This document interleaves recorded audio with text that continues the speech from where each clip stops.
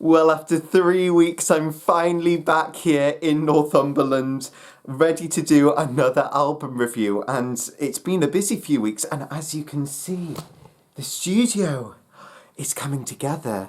And I know you can't see all of it, but it is actually coming together really well. I'm organised, there's less mess, so we are getting there.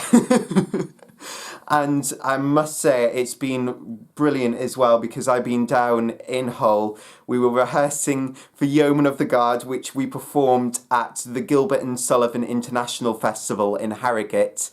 And we did so well. The awards we performed, it was the best we'd performed it, and the awards for the Unifest, which is where all the universities compete in the festival, they were given out, and University of Hull won 3. And I was very honoured because I was awarded Best Character Actor. So I can't thank the chairman and adjudicator enough for that award. It's a wonderful award, and I really enjoyed playing Wilfred Shadbolt. He's such a great character to play. It's a joy to play. I love playing those kind of slimy villain characters. They're great fun. And yeah, it was just a brilliant experience. And it's been a wonderful 3 years with the Hull University Gilbert and Sullivan Society.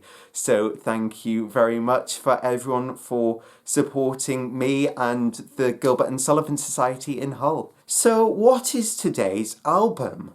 Well, it is very novel based. It is based on a novel by Emily Bronte, Wuthering Heights, and it has depictions of the moors. Now, what album, depicts that? Well, there is... Ooh, if I can get out of my drawer. There is this one. Is it this one I'm reviewing today? Well, I'm afraid not. I'm sorry, Kate Bush. I'm not reviewing this one today, but I will do it another time, I promise. No, so if it's not Kate Bush's Wuthering Heights, then what is it? Well, it is from the 70s, and it's this. Wind and Wuthering by Genesis. And this came out in 1976, so Kate Bush's Wuthering Heights came out in 78. This is 76, so 2 years earlier. And as you can see, this sort of depicts those kind of moorlands that Emily Bronte kind of depicts in her novel, Wuthering Heights. And it's one that I haven't read, actually. I've read Tenant of Wildfell Hall. I haven't read Wuthering Heights yet. I will at some point. But this front cover was designed by Hipgnosis, who did a lot of the sleeve designs in the 70s. And again, this one's very, very moody, very atmospheric. A lot of greys, whites and greys here. And we've got this tree on a moorland. And I love this here where it's got the cross of the letters, like a crossword. Wind and Wuthering and Genesis. And on the back, and when I first originally got this album as a digital remaster, so I only knew the front cover, but then when I got the vinyl, I didn't realise, but this is on the back, look. Oh! So the leaves on the trees, the supposed leaves, apart from those few birds there, you think they're leaves, they're actually all birds. And the tree is bare, so this is like midwinter or something. But yeah, it's very moody, very atmospheric, so it kind of wonders, what is this album going to be like? It's going to be dark? Is it going to be atmospheric? What's it going to be about? Is it going to be quite serious? Well, I think it's bits of all those things. So this was the second album to have Phil Collins on lead vocals. It was their 8th studio album. So this was, a year or so after, Peter Gabriel had left Genesis to pursue his own solo career.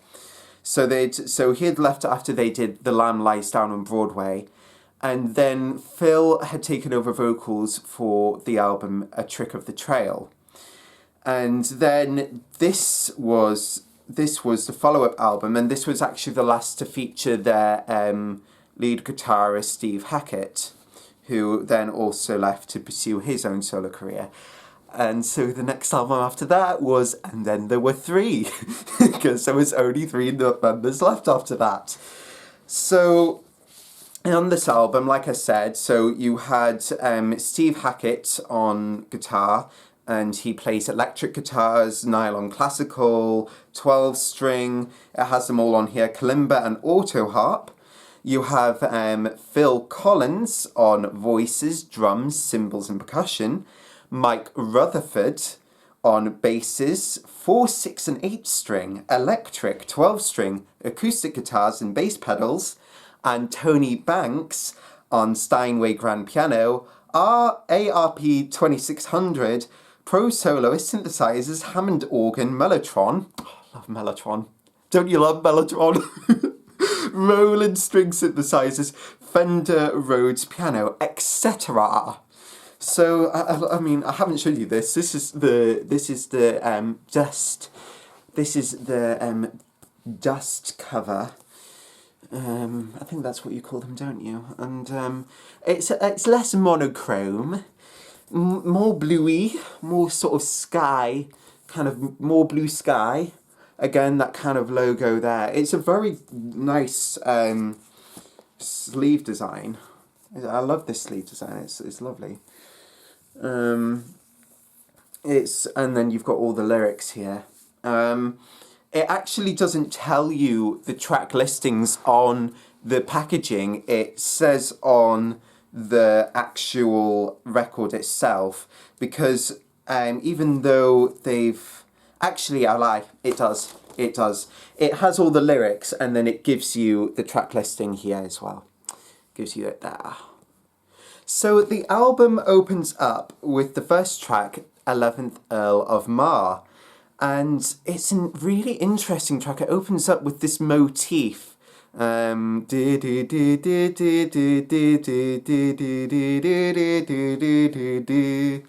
it comes again and again in the album, what I love. I love it when motifs come again and again.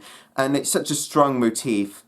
And what's really striking about this track is the complexity in it. It's a very complex track, and the themes in it, it's actually took its inspiration from another novel, not Wuthering Heights as such, but a novel called Flight of the Heron by D.K. Broster. And it's a story, it's a historical novel about a Scottish Jacobite uprising. So the Jacobites, were arguing that the Stuarts should be still in power. It's complicated, but essentially this uprising failed. So this song is about the Scottish uprising against Parliament. And it starts off with the first two lines of the novel, which is, "The sun has been up for a couple of hours, covered the ground with a layer of gold." I think it's a lovely line. It's very poetic, this album, and there's lots to read into. And even now, I'm still kind of getting my head around what 11th Earl of Mar means, and a few of the other tracks. And again, there's almost a sense of them failing in this sort of campaign here. It's kind of, 11th Earl of Mar, you won't be going very far. You promised, Daddy. And it's kind of like there's almost a sense of things not going right here.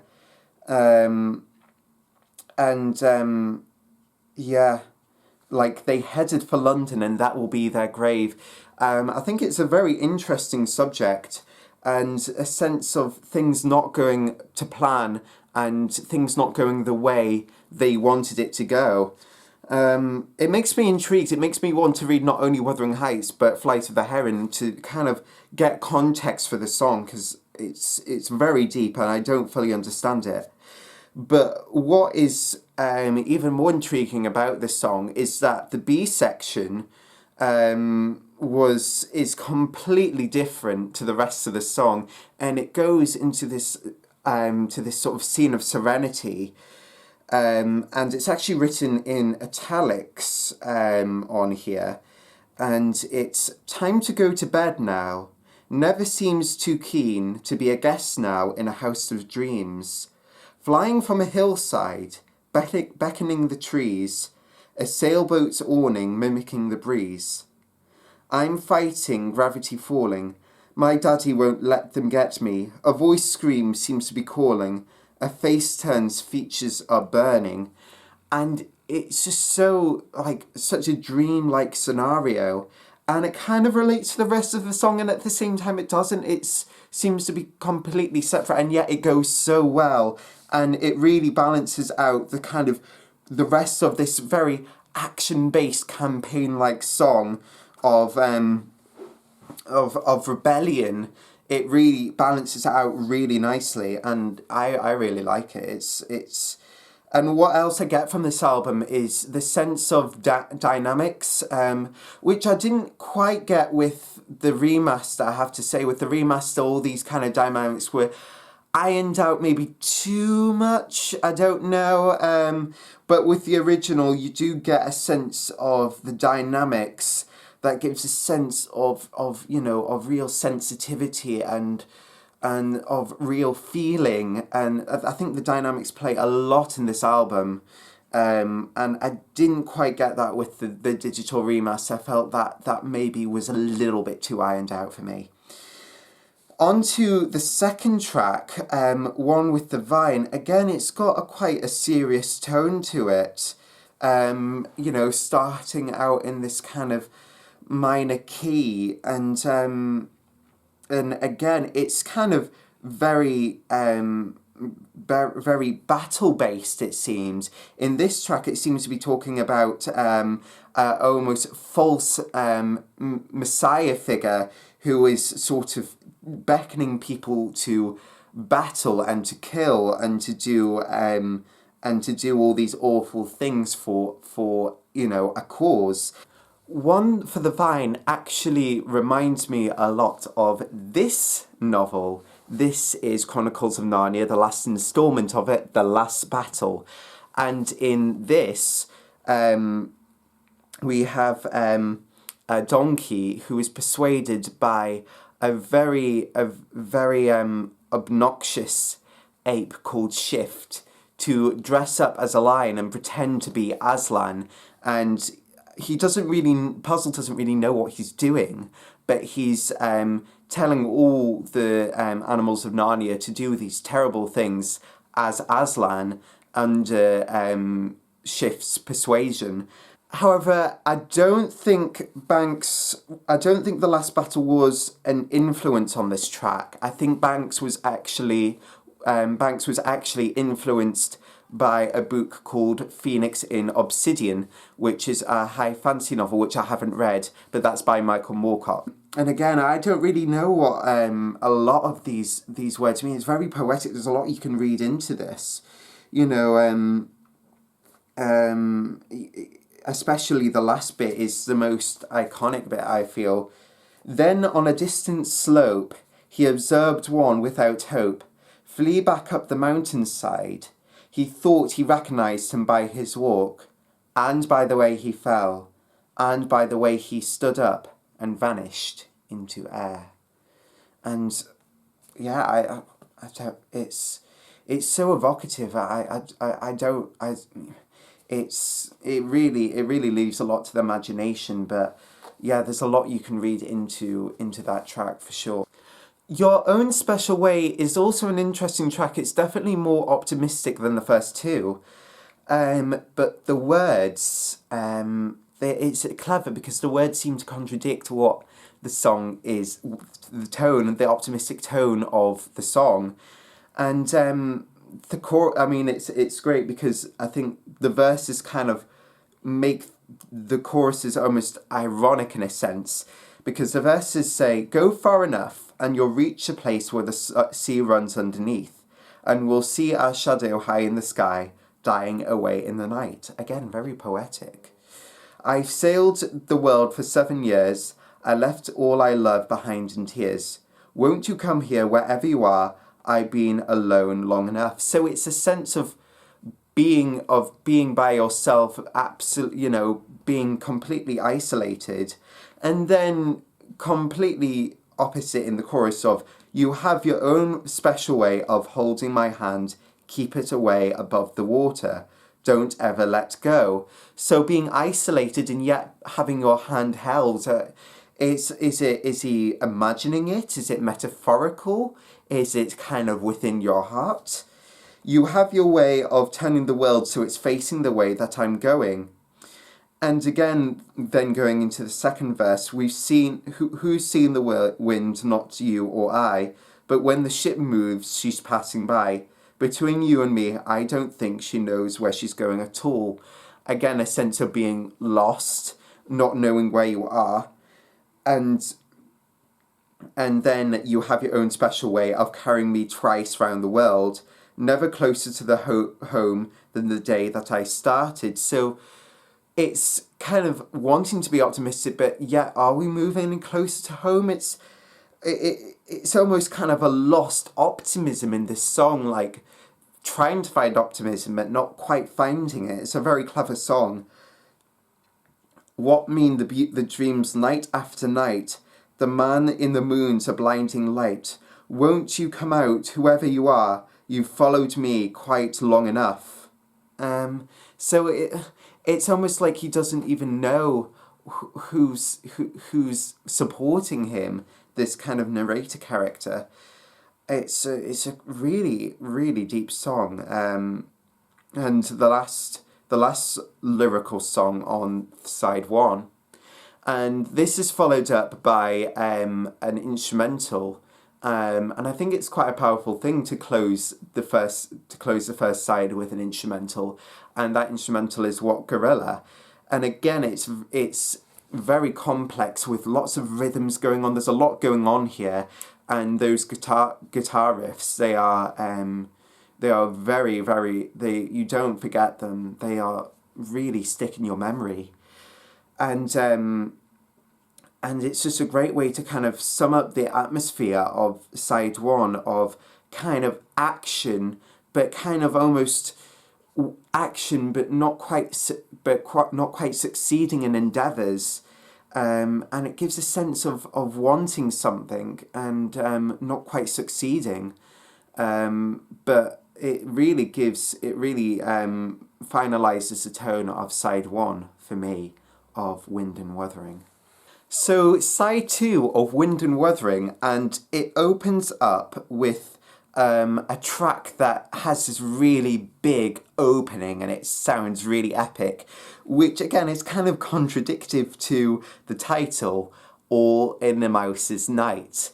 And it's unlike some of the other tracks in this album, it's actually being quite comical and quite simplistic in its story. And it's a story about a mouse in a house and being caught by a cat. And it's almost this kind of like Tom and Jerry tale told in a sort of epic ballad.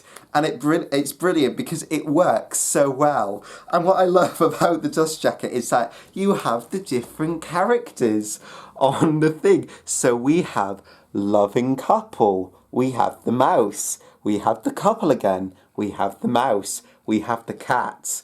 And then Cat's story, which is like him retelling it at the end, I assume.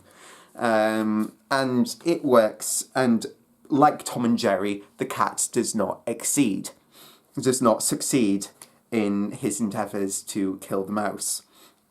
And it works so well. I think it's such a great song, and it's a great addition to the album, and just adds different flavour to it. And then we get Blood on the Rooftops, and this is my favourite.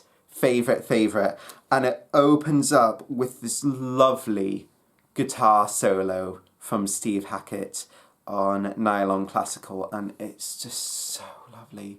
So lovely. It's just nice just to hear that on its own. It's quite refreshing. There's nothing kind of complex about it, and yes, it's got complexity of its own. It's so lovely. And it's a again, the lyrics when they come in after this long guitar solo are quite cynical. It's all about, British television and news, and it's all very cynical and bitter. But it works so well because it has such a sort of, again, like the first words, dark and grey, an English film, the Wednesday play. Again, kind of referring to this front cover, it kind of represents this atmos very well. Kind of bitterness and kind of, the dreariness of like English, the dreariness of English culture of television and news, and kind of being very bitter about it. And then when it gets to that chorus, it's so big and it's so dramatic. You can really believe in it, and it's and the mellotron in the background just adds a lot of atmos and flair to this song. It's just such a nice sort of food for thought song. 3/4 of the way through the album. And it's definitely my favourite track on the album. There's just something about it that just makes it so appealing. And again, I think on the original you do get a really nice sense of dynamics on this track. It just gives a really nice mood to then for what is the last and sets the tone for the last 3 tracks for what is to be the finale of the album. And that finale starts off with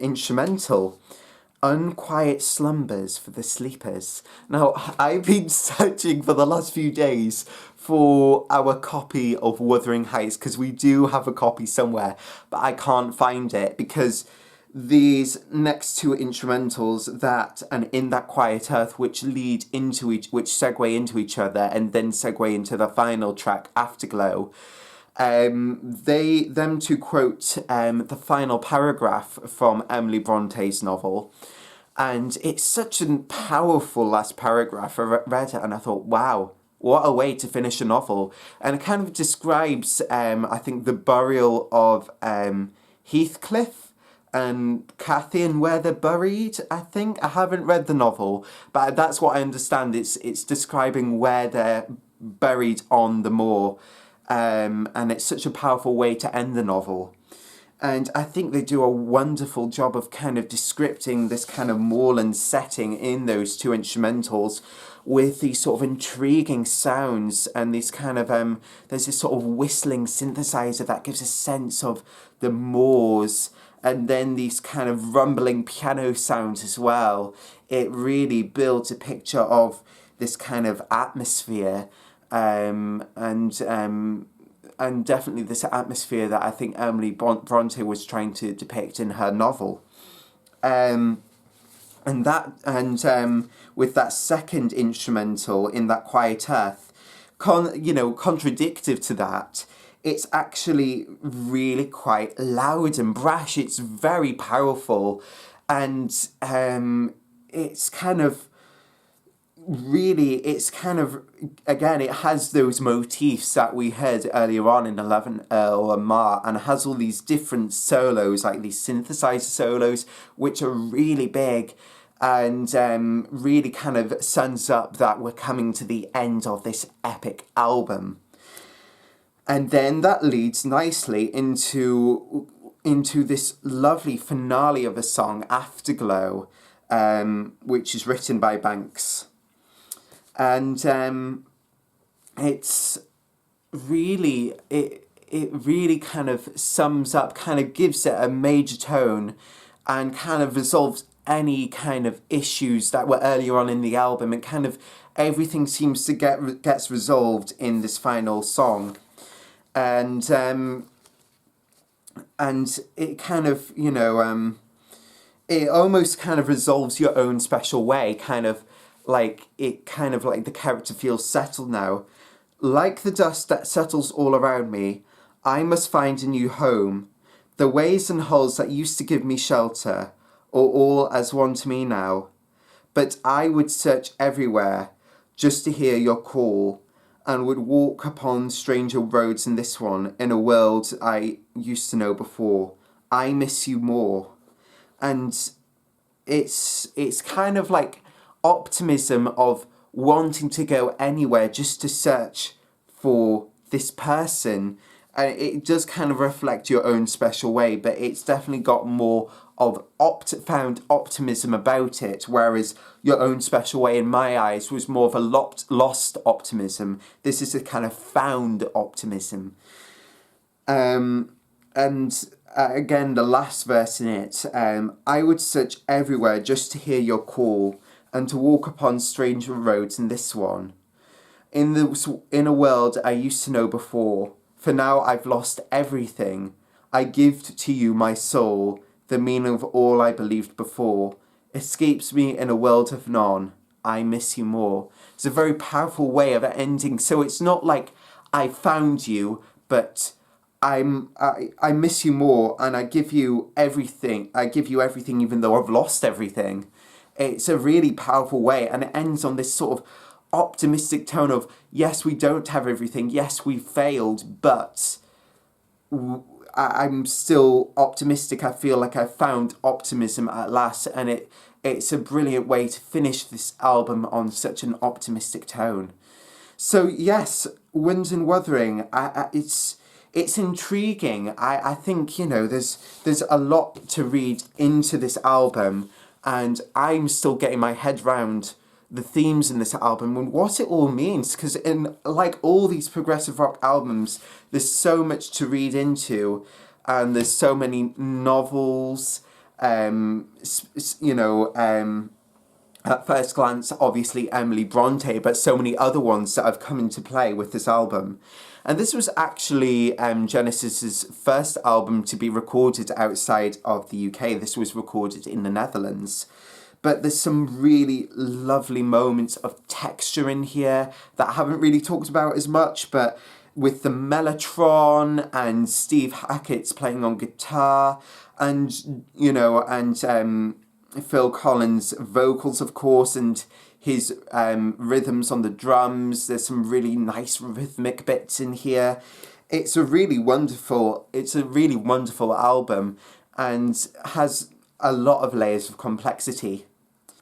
So that was today's album review, Wind and Wuthering.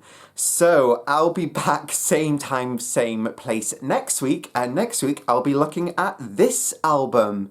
It's Enya's Watermark, her second album and her breakthrough. And who doesn't like this album? It's brilliant. Well, all the albums I review are brilliant, but this one, sail away, sail away, sail away. Oh, I'll save the singing for next week, but you get the idea. So, tune in, same time, same place next week when I'll be doing that. Until then, have a great week, everyone, and I'll see you very soon. Bye! Don't forget to subscribe to my channel if you enjoyed this review. And why not check out some of my other videos too?